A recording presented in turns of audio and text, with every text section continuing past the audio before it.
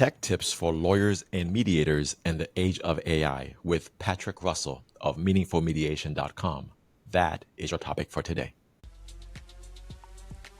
Welcome to the Lawyers and Mediators International show and podcast, where we discuss law and conflict resolution topics to educate both professionals and everyday people. Catch regular episodes on YouTube and anywhere you get your podcasts. Just remember, nothing in these episodes constitutes legal advice, so be sure to talk to a lawyer, as cases are fact-dependent.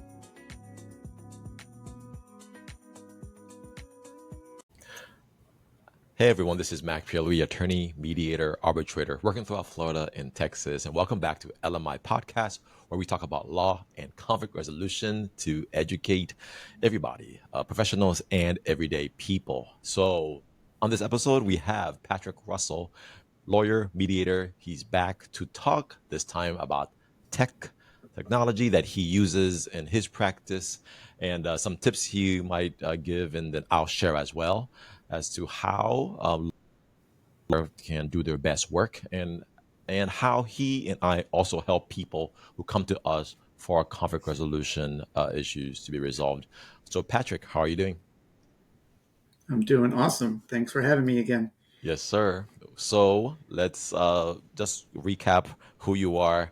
I will screen share your website for those who are listening. Make sure you check out the YouTube video of this. So go ahead, Patrick.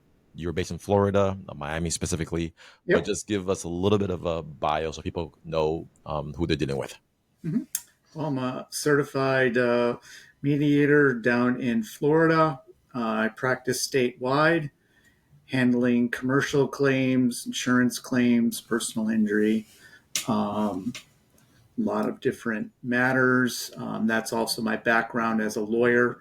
Been a lawyer for more than 30 years, mediator, certified since 2009. So I really enjoy it. It's been a passion of mine. I knew early on that this is something I wanted to do.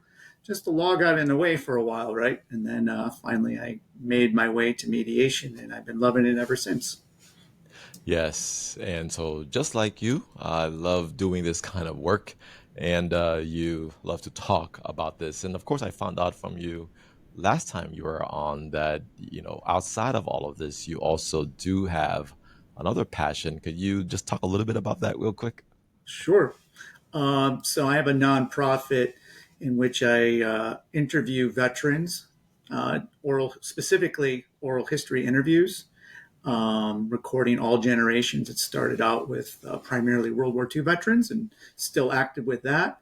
But it's a real passion of mine, the history component of it, and supporting veterans and preserving their stories and memories for future generations. Yes. So You can thank you so find much. me at it's makinghistoryproject.com. Yes. So thank you so much for that work. And because of that work, you're online quite a bit and you use technology, quite a bit. So let's talk about some of the technology that you use, and we'll share our screens to kind of show people a little bit, but I'm going to be pulling up one of the projects that you had recently, which was a video of yourself and how you're using AI. But while I'm doing that, can you talk a little bit about some of the tools that you use, and you can go ahead and let us know what your Sure. thoughts are. Well, I'm still dabbling with it, as probably most lawyers and mediators are. One of the main things I actually use, like for marketing purposes, is I use ChatGPT, DALL-E, for creating really, really cool, interesting images for blog articles, for LinkedIn. Super easy to do. I mean, I could actually show that if you like. Sure. Yes. Let me do that. And can you see my screen there? Yes, sir. All right. So DALL-E, it's a ChatGPT component. I believe it's also in the free version as well. I have the paid version, but I think DALL-E is standard with all versions. But it's really incredible. In fact, I did one yesterday, and let me just see. You have to one of the tips is you have to give ChatGPT a role. You have to tell if you want the best outcome, what is its job. So I would put your role is a marketing expert, right? That way I can kind of know what it's going to do. Mm-hmm. Then create an image involving, let's choose March Madness. It's that time of the month, right? Yep. Create an image involving March Madness. And the outcome, you have to tell the outcome. Create the image to maximize interest and to go viral. How's that? Yeah. And these are prompt engineering tips and tricks that you've learned over time, or did you Yes, have like, and I'm no expert, by the way, but these are just some things that I've learned that the primary things, you have to give it a role. You yep, need to tell it what you want it to do and the reason, and then kind of like I would say formatting. What outcome do you actually want out of it? And so that's why I have these three different components. yep, And let's just see what it does. And it doesn't take very long. yeah, And then you can play with it. You can modify if you don't like it. You can change colors. But really cool for creating images to go along with presentations. And there you go. Look at that. yep. And could you make that a little bit bigger? Is that possible? Can you click on it? There. There you go. There's one version of it. Yep. So it is an interesting image. Look at you got almost like a Michael Jordan slam there. Yeah, I love it. But it's almost photorealistic. It's actually pretty neat. Yeah. So So, that's just a simple example. so before you close it out, so how do you envision, lawyers and mediators can use this? Is it you think mainly for marketing or other purposes as well? Well, for the image creation, yeah, it would all be about, as far as I can tell, for marketing. Hmm. You could use it to create slide decks, images that you want to do for PowerPoints. Yeah. I use it a lot on LinkedIn for, to catch a person's eye about whatever I'm going to write about. Yeah. Blog entries as well to supplement, so it's not just words and words and words. Some Yeah. using an image to make your point.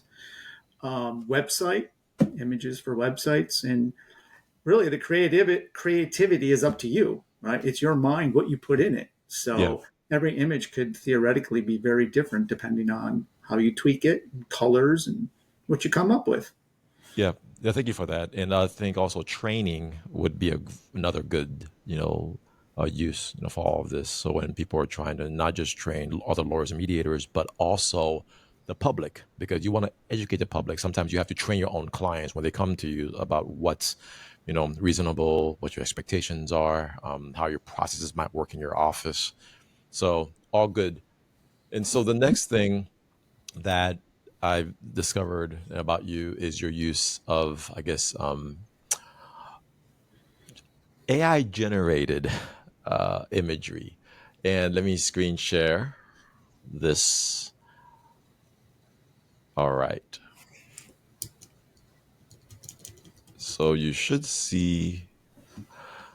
And so this is on your YouTube channel that was recently launched. And so it's slowly growing. But one of the things that I wanted to showcase is you have this video, and it's it's you, it's your face, it's your body on camera, it's your background physically where you're sitting. I think the same place you're sitting right now on video with me. Exactly. It's everything is you, right? It's not somebody else. However, when you play it, it's actually generated. So can you tell us how you did this, and why do you do it, and how are you using it? And so I found, much like you also are a techno nerd. So am I. Yeah. I'm always interested in new tools and developments. And I came across this somewhat randomly. It's called Synthesia. Is it IO? I think that's Yeah. the website for it. Yeah. I'll show it. And I thought it was really, really neat because they have avatars that you could use. And the whole idea is that you plug in a script of what do you want it to say. And they have their own professional avatars that would read your script and create a video. But this option allows you to create your own custom avatar based upon you. So I sat down and over a course, it was my first time doing this, but it took me a while you have to record a script the first time to create an avatar. And it takes a couple of days for them to create this avatar, which is literally me. Yeah. I sit down like I am now and I read the script that they have multiple times so it gets it right. And from there, they build an avatar that is literally me doing what I'm doing. But now I can actually type in a script in this tool and my avatar, will speak the script, which is really, really kind of cool. Even though I wasn't in front of a mic speaking about that topic. Now, I'm not creating anything strange or unusual. The way I decided to use this tool is I have lots of blog entries I like to write. So I'm starting to convert my blogs, my written blogs, into video blogs, where I take the content of my blog, I plug it into this tool, and then I am literally speaking to you, reading my blog. So I thought it was really cool. So that's my first test run with it. And it has really interesting production values because, as you saw, it makes transitions. It has video transitions, photo transitions, and a lot of this stuff is built in automatically. You tell when you want to have a transition, and it creates that with really interesting emphasis. And so first go around, I liked the outcome, and hopefully it'll get better as I learn to use the tool better. Yes, and so I have it on screen, Synthesia.io, and anybody can go ahead and create their own avatar, very realistic. I'm not sure what the price is, or maybe you can speak to that, but certainly if you're able to use it for lawyers and mediators and to drive clicks to your website, not just for marketing, but to educate potential parties out there on benefits of mediation or about your law office. This is certainly one way to go. And I'm guessing you can also use their own models as well, but you can create your own self as an avatar. So I think that's the cooler way to go, right? Create yourself, speak your own content. And that's what I use it for. My blog articles are all about educating and trying to help lawyers negotiate better and have more effective outcomes. So that's all I write. And so now I'm speaking them, which I think is kind of neat. Exactly. And gets the information out there in another format. People don't just have to read, especially when they are on the go, driving, on the train, on the treadmill, and they want to listen instead of reading. This is giving people another option. And I see the free $18 a month or the creator, and some of these plans are going to be changed based on if you pay yearly, annually, or if you paid monthly. So I've used something similar. It's called Pipio, and Pipio has models, and you're able to click on it and it will give you a model to speak your script. It's probably not as powerful as Synthesia because the eyes always give it away, but it's something that's there in case you want a third entity to give voice to whatever it is that you want to speak to the world and to introduce. So the beauty is that you don't have to be on camera. I mean, I could have done this manually. I could have literally recorded myself reading my blog article and have a teleprompter, however I want to do it. But that would take lots of retakes, I would imagine, lots of editing. This, I think, from start to finish, and it was my first time, so I'll only get better. It was a maximum of like an hour and a half tops. And that's learning the tool from start to finish and doing it. So that's pretty amazing. Yeah, no, definitely. And there are a lot of, I guess, teleprompter tools out there. So when you do want to, try this out yourself and read a script that you've prepared. However, I totally agree with you. There's something to be said about taking a billion takes just to get something just right. Yeah. And so for context, for example, I use the teleprompter tool called Big View, and I've been recording, videos, with it, and I read the videos, with their app on my phone or the computer. I think the phone app works much better. but you just sit in front of your camera and you can speak, but it's really, really you, in the flesh, right? Versus Mhm. if you do Synthesia or Pipio, you are having avatar do it for you. But what about the ethics? What are your thoughts about, I guess some people might think this is a little creepy. What are your thoughts? Well, I mean, if I'm taking somebody else's content and then I'm regurgitating it, I mean that would be plagiarism, right? Yeah. That I don't agree with. But the fact that I'm using my own content, taking my own blog article, literally copying that and putting it into this tool, and I'm speaking my words that I wrote, I don't have a problem with that.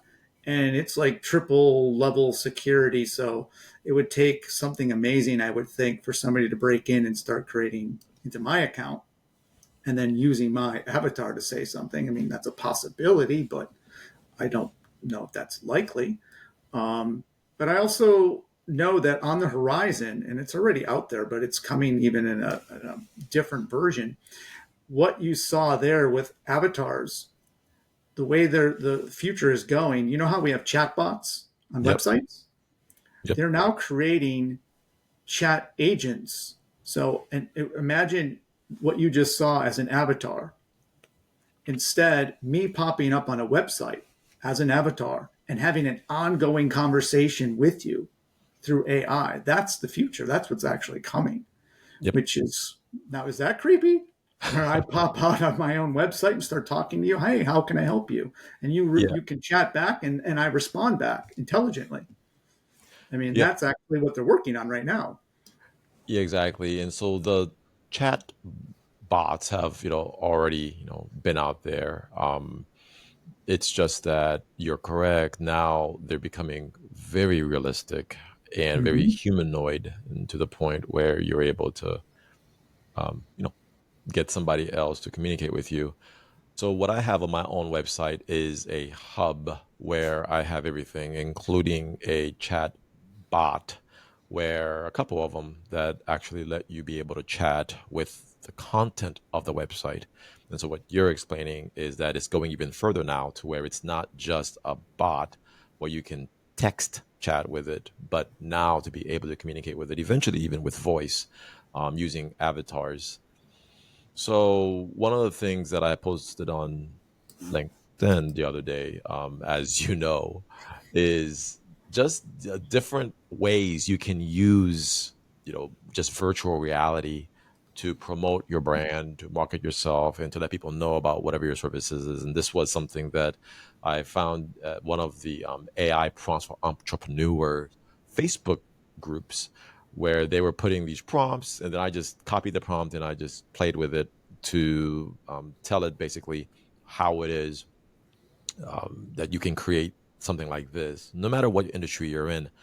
I'm gonna put this along with the prompt that I use onto LMISandbox.com. So if somebody wants to replicate it themselves and they want to change it up and change the color and put whatever else they want, they can. But it's like an action figure prompt that ChatGPT Plus, the paid version, would let you create. So yeah, it was pretty neat, pretty cool, and it's all about using tech in a really smart way, and people who don't do it are going to be left behind. So that's the biggest thing. You've got your own action figure. How cool is that? It was not technically real. I'd have to 3D print it out. But okay, with regards to next tools, what other tools are you using? Because we talked about virtual reality, we talked about the blurring of imagery, whether it's using avatar or now here, action figure, model. What other tools are you using in your practice? I started using ChatGPT to summarize the legal pleadings in a case so I can prepare for my mediations. Normally, what I do is I go to the court docket, right? I look at the Yeah, trial what's order, I look pending? at the complaint, the answer, Hmm. motion for summary judgment, a response. I read all those things, take notes, and then move on. That's what I do. And I was thinking the other day, well, everybody uses ChatGPT to summarize things. That's one of the great things that it does. So I said, well, let's just try it with some of these documents. So I just downloaded those documents, an answer, a complaint, threw it into ChatGPT, and did a prompt, Mhm. provide me with a summary, etc. And it came out with a really, really, really cool summary where, remember, I'm not going before the court to make certain statements. This is what I need to prepare so I have a good idea what the case is about. And then obviously during mediation, I learn more. But Mhm. at least with this summary, I know what the case is about and the legal issues. And I can show you an example of one that I did just Yeah. the other day.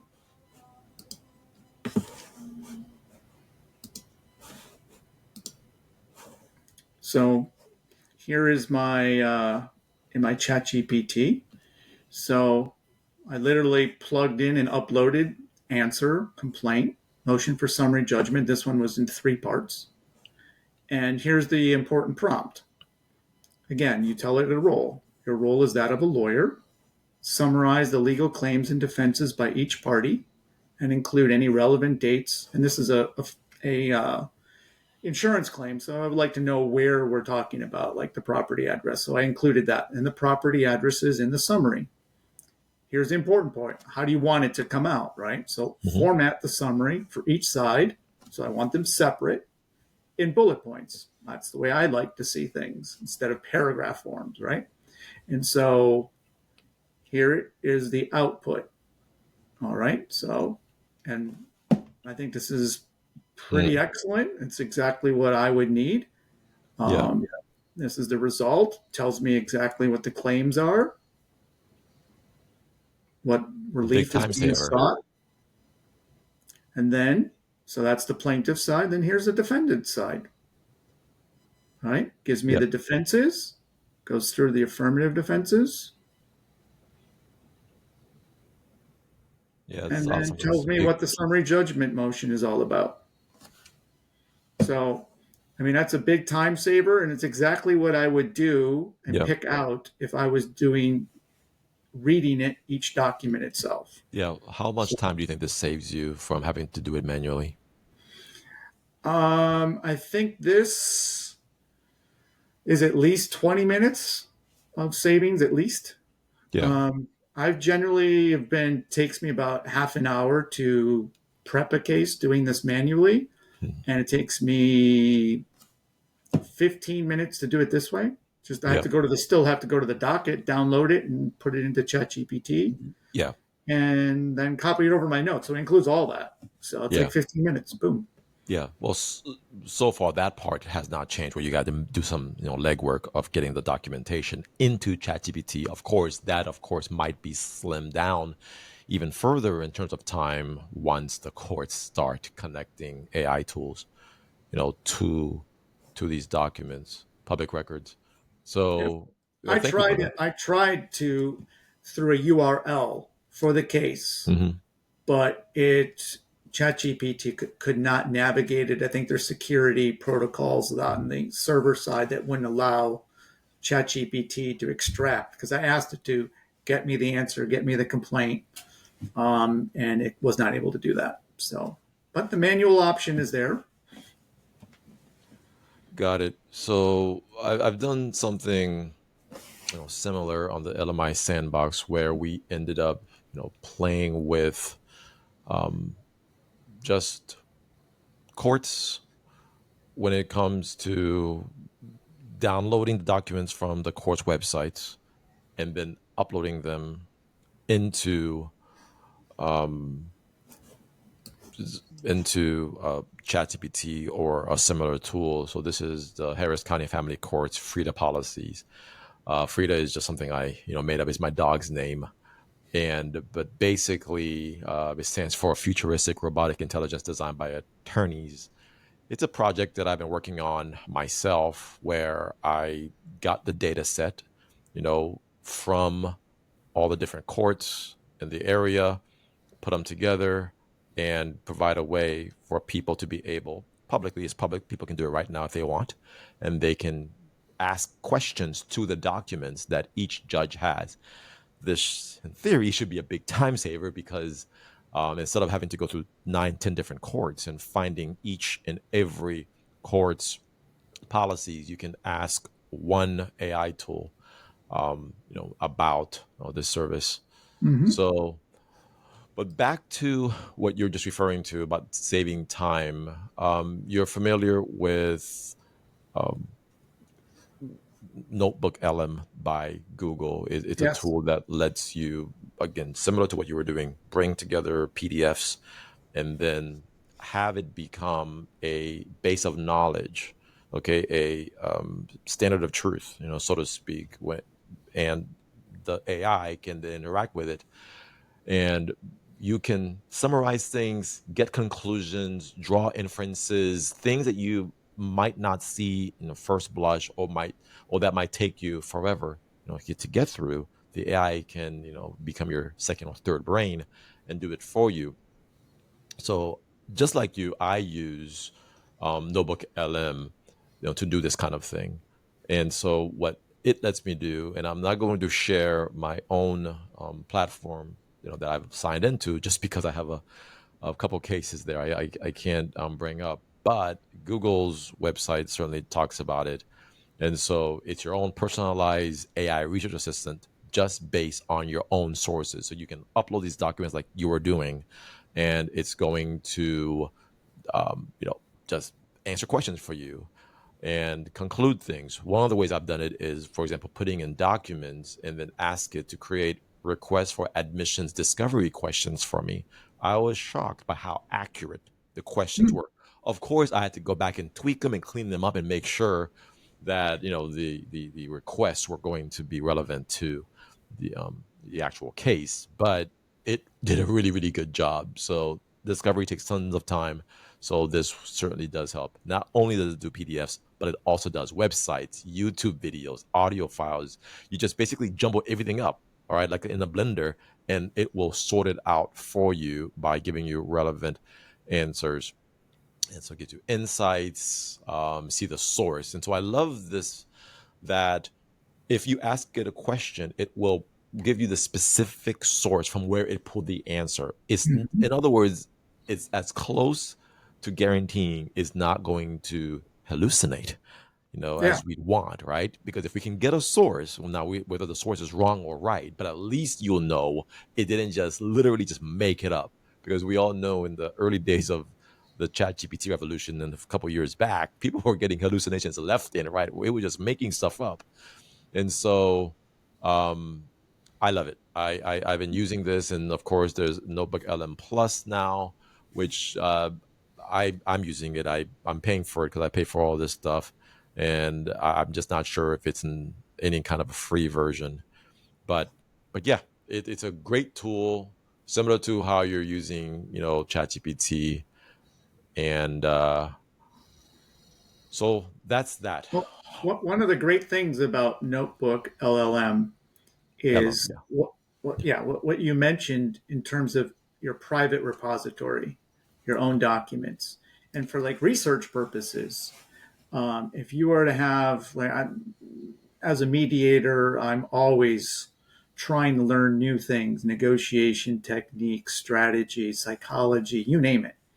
And I have a huge repository of different articles that I've reviewed, read, and researched. And imagine, and this is my goal, is to start putting all of those and building that yeah, repository where it will create a table of contents. It will create different summaries. It will create an ongoing evolution of the topics as they evolve. And then I can ask it questions. yep, That's amazing.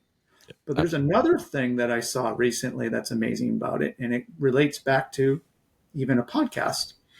Are you yeah. aware that you can put in an article into Notebook and you can ask it to create a podcast based upon that article? And you can have voices that will have a conversation about that article as a podcast, and you can then upload that. That is like an amazing, and I heard an example of that the other day, and it blew my mind. Yeah, no, I'm familiar with it. Yeah, this is called Audio Overviews by Notebook LM, and I'll screen share. And the example I heard were two different people having a conversation that were mimicking the ideas and the concepts out of this particular article. They were talking about the whole article, asking each other questions and going back and forth, basically summarizing the content of that article, which was really impressive. Yep. Yeah, definitely. Notebook LM and its ability to put out like a podcast like audio overview is, pretty amazing. I had one of my friends sent me a quote unquote podcast article about me by simply putting in my website. And it was pretty creepy in a way. I say that word loosely, of course. I say creepy for everything, but it basically describes, my biography as if it's two people talking on a podcast, chatting about me, and it's all audio generated. And the ideas are true because I wrote them on my website, Exactly. but it was able to take the content and talk about it in a way where it was Q&A, summarizing, making conclusions, drawing insights. And so, yeah, the sky's the limit as to how, people could use this for their own work and their own practice. Okay. So we're approaching 30 minutes. And so I think we could keep talking about this, forever. There are so many things that we can, touch upon. But what are your takeaways to wrap things up on all of this that we talked about today when it comes to using technology in the workplace?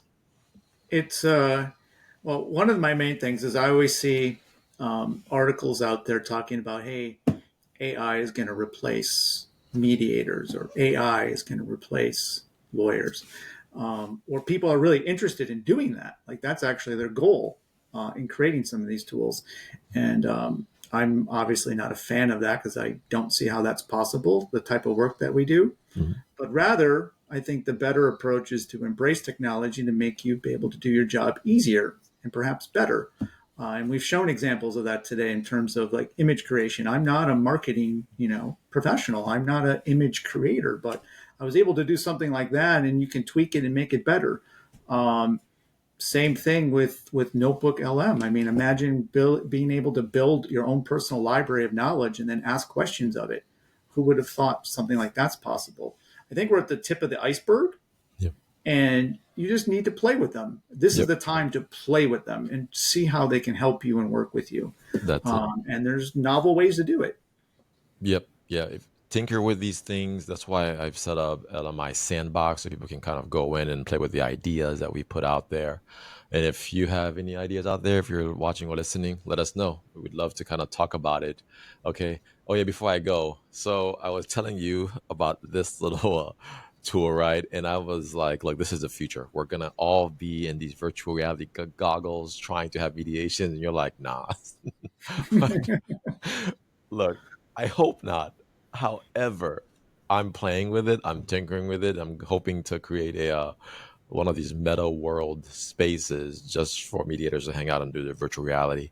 And so, anyway, that's the Meta Quest of 3, and hopefully people can get it out there and start, meeting me in virtual cyberspace. That would be kind of cool. I want All to see right. your action Thank you figure so first. much. Yes, it'll all come together. All right, Patrick Russell of Meaningful Mediation. Thank you so much. And I'll put the website and everything on the show notes so people can read up. And all the links that we talk about today, they'll be in the notes.